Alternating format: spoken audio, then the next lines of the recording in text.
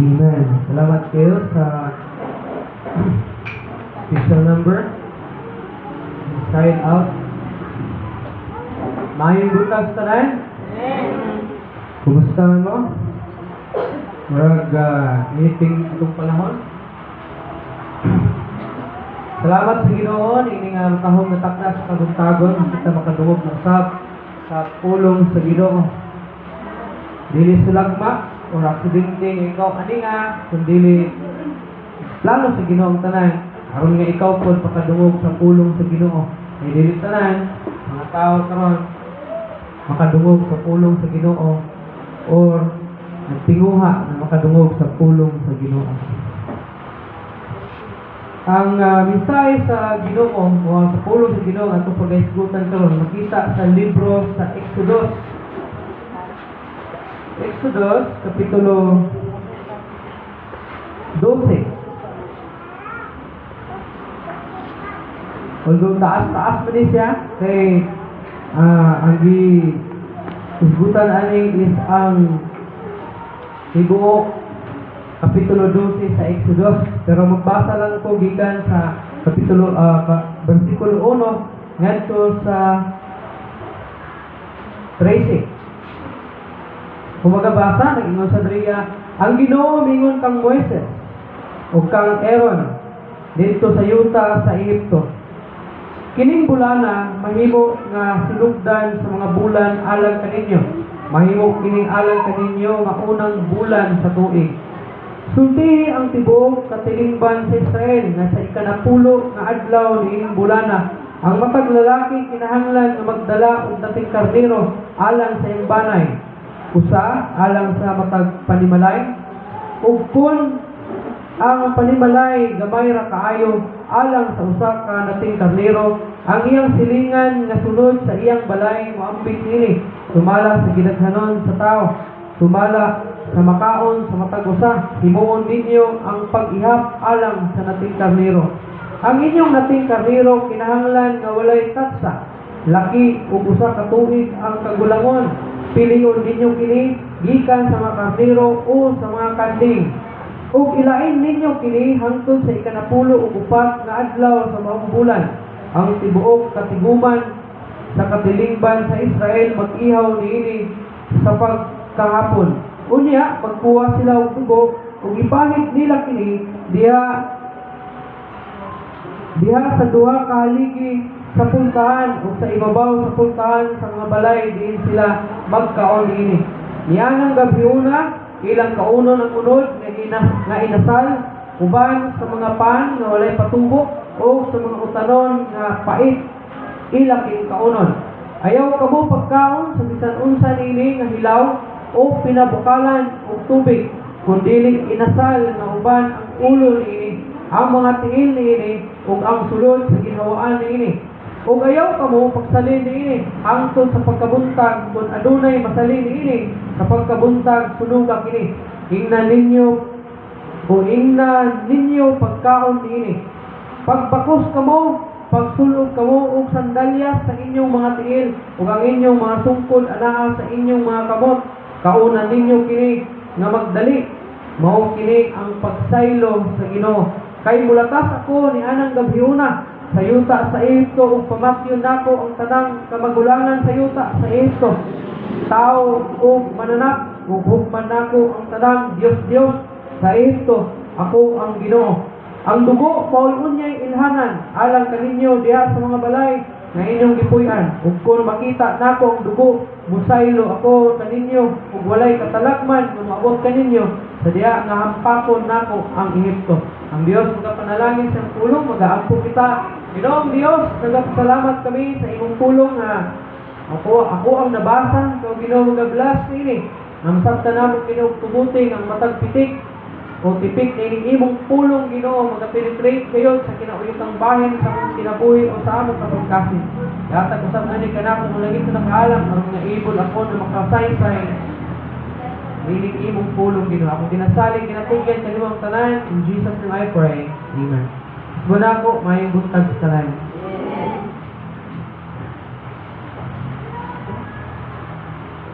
Dili lisod nga sabton nganong ang Dios iyahang gihampak ang Ehipto pinaagi sa napulo ka tunglo.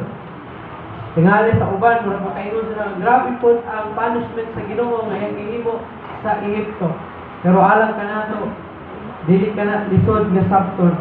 Nanuman, tungod kay ilahang giulipon ang mga piniling katawhan sa Ginoo. O ilahang kining gipatrabaho sa bukat o grabe na pagpatrabaho sa ila sulod sa daghan ng mga katuigan. Now, sa diha nga ang Dios nagpadala kay Moses ngadto kang Paraon. Ang mao nga mensahe miingon siya, "Let my people go." Muna ingon sa Ginoo ngadto kay Moses o gipaingon niya ngadto kay Haring Paraon. Apan si Haring Paraon padayon siya nga mibalibad, mi-refuse. Diha sa sulod siyang kasing-kasing nagkatiga, nagkagahi, o wala gayon siya musugot na buhian ang katawhan sa Ginoo o palakwon pagawas sa iyahang nasod ang madto sa dapit nga pagtuan sa Ginoo sa iyaha. Therefore, ang Ginoo nagpadala o nagbulo katunglo sa nasod sa Ehipto. Now, pulong sa Ginoo nga akong paghahisputan karon, mag-ahisput kita may tungod yung ginatawag a night to remember. Okay. Naman yung salida, itong night to remember na isa pa ng tawahanan ng sarbida sa Titanic isura na nindot po siya na palabas. So muna ato ang tema sa ato ang mensahe kaknaan sa kabuntagon, a night to remember. Now, God's purpose in sending all these plagues was threefold.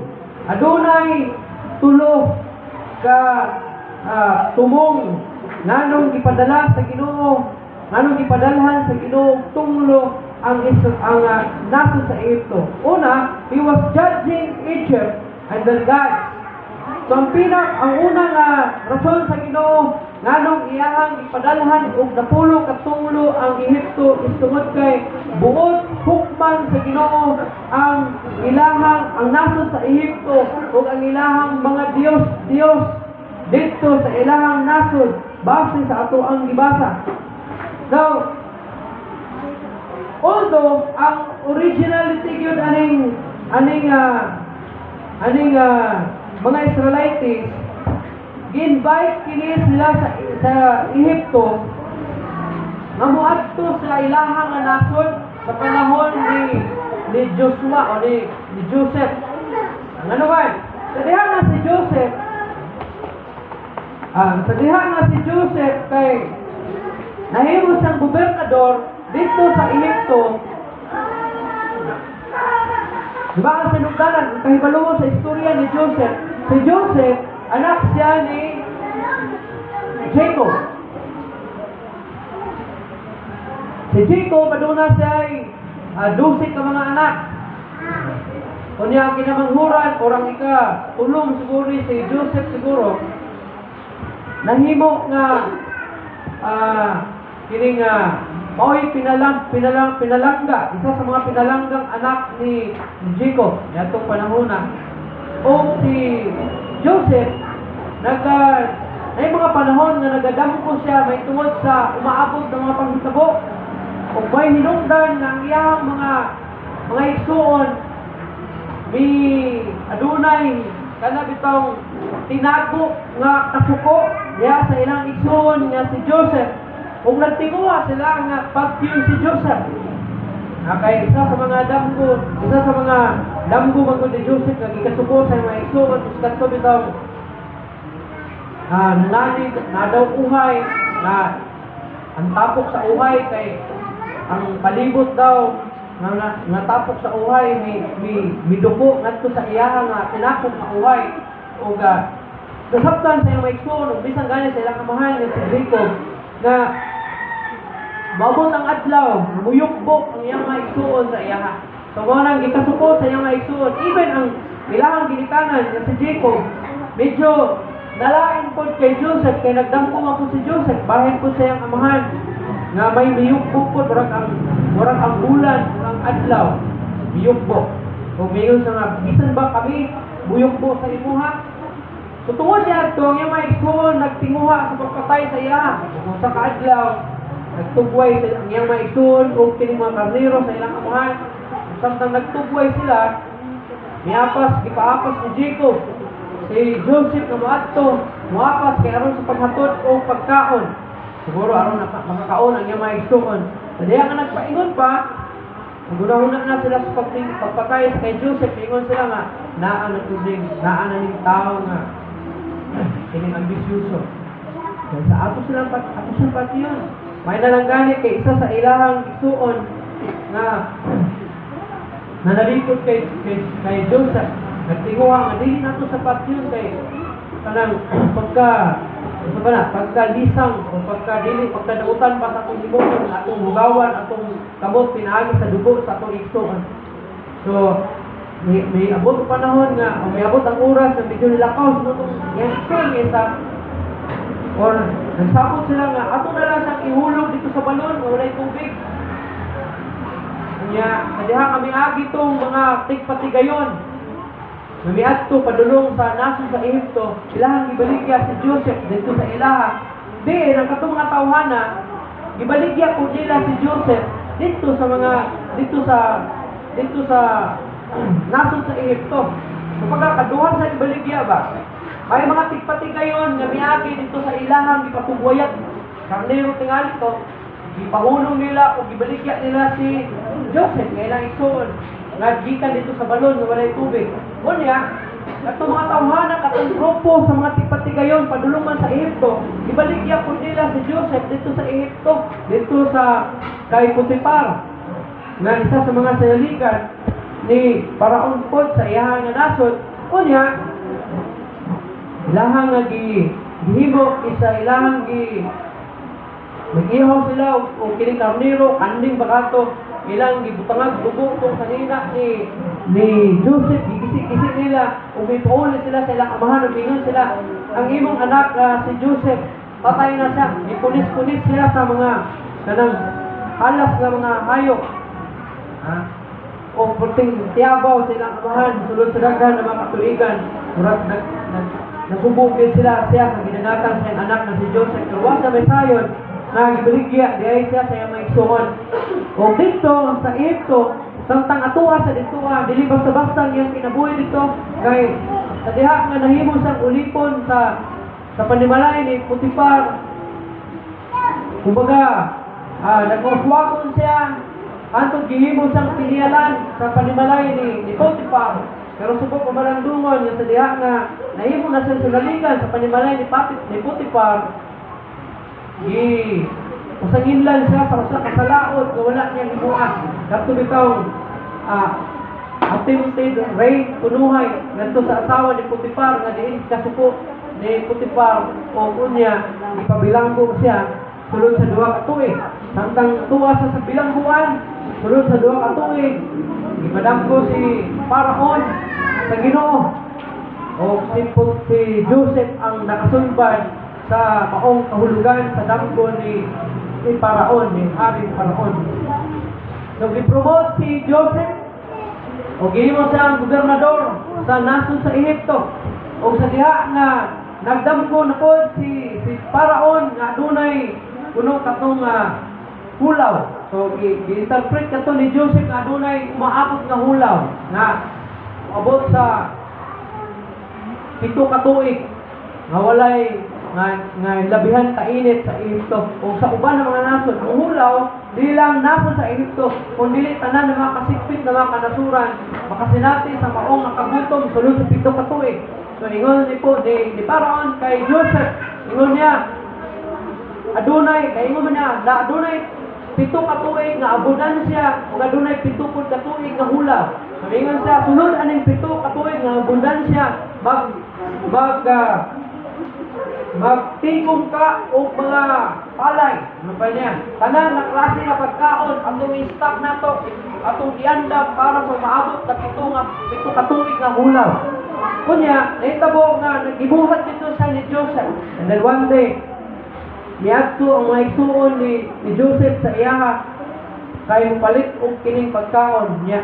Naka-identify man si Joseph na iya katong mga igsuon. Motong yan, gusto na yan. Kung di mo tanaon, basahon ang ilang istorya, makahilak ka. Tungod sa story nila, isip mga magsuon. And then, later on, nagpaila si Joseph kasi ang iyang ilang igsuon. Nagibaligya nila diha sa Egypto. O kunya, ang sa diha nga naibano na o naibano siya, kumbaga nagbalikay na ilang maayong kabubuton, giimbita, giingnan ni Paraon si Joseph nga, kuha ang imuhang pamilya, ang imong amahan, kuha ug dalahan rin sa ato ang nasod sa Egypto. So gikuha niya yung mga igsuon tanan, gikuha niya ang amahan, kunya napatay ang iyang amahan. O kunya, mingon yang mga igsuon sa aso diha, wa pa namatay ang iyang amahan, mingon ang iyang mga igsuon nga, isaan at tubangan sa amahan nga dili ka manimalo sa amuha. Kay gibuhatan ka namo sa ingon. Pero sa ingon ni Joseph, ingon niya, kadto tanan nahitabo tungod kay adunay plano ang Ginoo. Ang plano sa Ginoo mao kining umaabot ng ulaw. Kay kung wala si Joseph, nila gibaligya dito sa Ehipto, patay sila. Kay walay pagkaon, kailang mapalitan. Yato panahon na ang Ehipto lang ang abundansya, kay nakapangandam sila. Sila ang nahibalo nga adunay hulaw tungod kay Joseph. Pero ang mga silingang dapit sa ilang nasod sa Ehipto, wa masayon. Inungdan na ang mga nasod sa palibot, midayo sa Ehipto aron sa pagpamalit dito o mga pagkaon. Now, kung ato ang sabton sa laktod ng pagkastorya, gikan sa pamilya ni Jacob, yang gikan kay Jacob sa iyang mga anak, mga igsoon ni Joseph, bisan na sa iyang mga anak, sila si Ephraim o si Manasseh.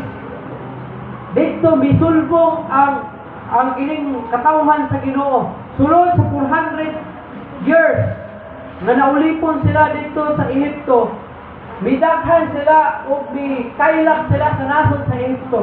O tungod niya nahadlok ang hari sa Paraon atong panahon na.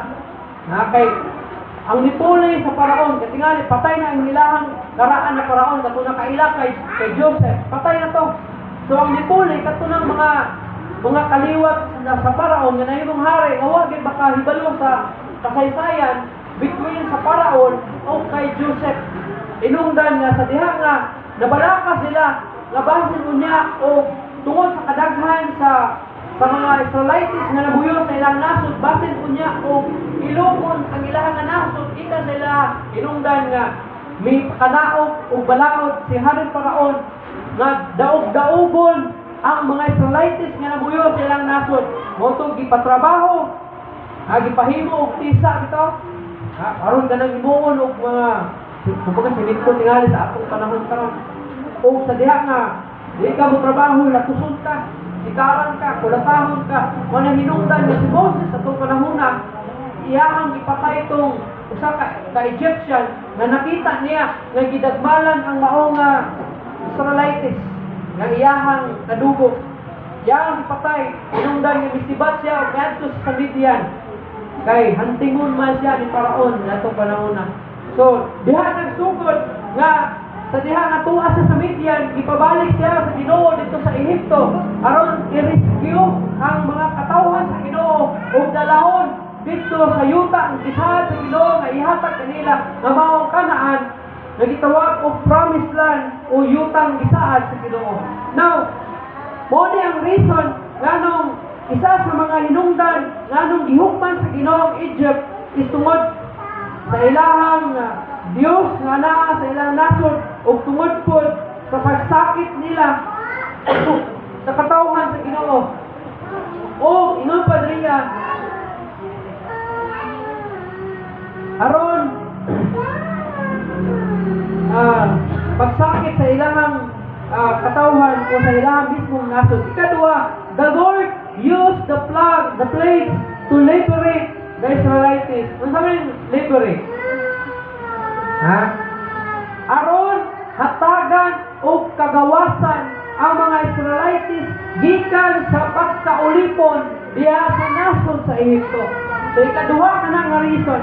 Ikatulo nga reason nga nung gi-rescue sa Ginoo ang iyang chosen people diha sa nasod sa Ehipto is tungod kay ingon pa God was making preparation for the coming of the promised Messiah. Kay kung walay usa ka nasod, walay Messiah. Ang plano sa Ginoo inani, iyang i-gather ang iyang chosen people, ang iyang katawhan, o ibutang sa usa ka dapit o usa ka nasod, usa ka lugar, o himuon silang usa ka nasod. O nang gidala sila sa Ginoo dito sa promised land, o gihimo silang nasod. Ubaw na ng Israel. Gihimo silang usa ka nasod, na diin, diha magitan ang kining gisaad sa Ginoo nga umaabot nga manluluwas o Misaya nga mo rescue sa Israel o sa tanan ng mga tao. Now, ingon pa, human sa siyam ka mga tunglo nga miabot ya sa Ehipto nga diin mibungkag, mi-destroy sa Egypt. Nga diin miresulta kini bisan ang pinialan ang alagad ni Paraon nag-advise kaniya nga buhian o palakton na ang mga Israelites dito sa dapit nilang patuan apan si Haring Paraon dumilit kini sa pagpalakaw sa mga Israelites. But there was one last plague. Adunay usa kakatapusan nga tunglo nga gihatag sa Ginoo kanila nga diin migubak kini sa kanilang kagustuhan ni Haring Paraon. O kini yung pala, it was the night God sent a death angel throughout the land of Egypt to kill every firstborn person and animal. Ang usa ka tunglo atong gibasa nga abot ang anghel ug musuroy siya diha sa nasod sa Ehipto. Ug ingon diha nga ang tanan na kamagulangang anak sa panimalay o sa pamilya ug ang tanan kamagulangan bisan sa kahayupan nga nagpuyo sa nasod sa Ehipto mga matay. Moto ang gihimo sa Ginoo, gimanduhan niya si Moses nga mag-ihaw sila og kanding. Sa ikanapulo ka, o karnero ba ka, sa ikanapulo ka, kabulan, sa ikaupat na adlaw, ihawon ang mao nga hayop o kaon, himuon nilang inasal, kaonong tanan, pati ulo, tiil, lawas o ginhawaan, meaning labang loob, ipakaw sa ilaha, ug ang dugo, ipahid diya sa puntahan sa ilang mga balay. Kaya ang reason nga nung ipahimo na sa Ginoo sa ilaha, kaya iniksuroy unya sa katong angel of death. Iniksuroy sa angel of death diya sa nasod sa Ehipto.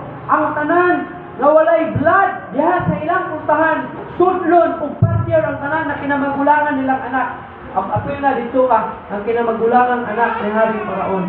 Ngayon, may reason nga nung misugot si Haring Paraon na mulakaw ang katawhan sa Ginoo paggawa sa iyang nasod kay iyang kinamagulangang anak namatay ug ang tanang kinamagulangang anak sa Ehipto nangamatay except lamang sa katawhan sa Ginoo na mga